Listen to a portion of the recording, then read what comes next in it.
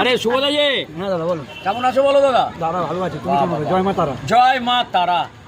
তো শুভদা, আজকে Chinese powder কথা হবে না, না একদমই না, আজকে শুধুমাত্র হবে কালিদির যে নতুন হোটেল উদ্বোধন।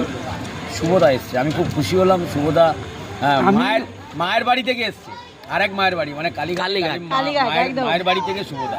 আমি কৃতজ্ঞ শুভদার কাছে যে এতটা সময় বের করেও আমার দিদির দোকানের একটু দেখাশোনা করা। আমি খুব সৌভাগ্যবান যে আমি এমন একজন মানুষের দেখা পেলাম, সচরাচর দেখা পাওয়া যায় না, ঠিক আছে?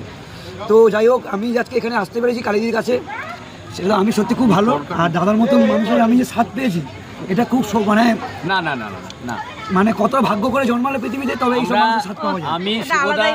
আমি শুভদা কিন্তু ফুটপাতের দোকানদার, এটা মাথায় রাখি। যাই হোক দোকানদার একদম সেই মানে কি বলবো, রাজবাড়ির মতো।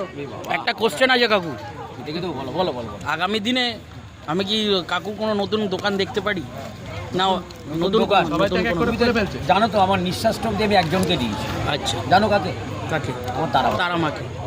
উনি না, অনেকে কমেন্ট করেছে যে অরুণ কাকুর কি বলে দিলাম, আমার নিঃশ্বাসটা অবধি আমার তারামাকে দেওয়া আছে।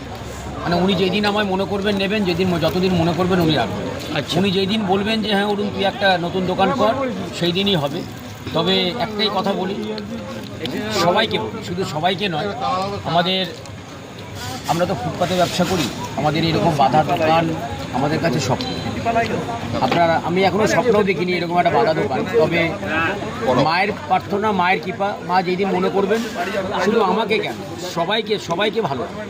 এবং জয় মা তারা। সবাইকে ভালো রাখেন। আমাদেরও দায়িত্ব থাকে আমার পরিবারকে, আমাদের বাবা মাকে, আমাদের মাকে, আমাদের জগৎজননী মাকে ভালো রাখেন। জয় মা তারা, জয় মা তারা। জয় মা তারা।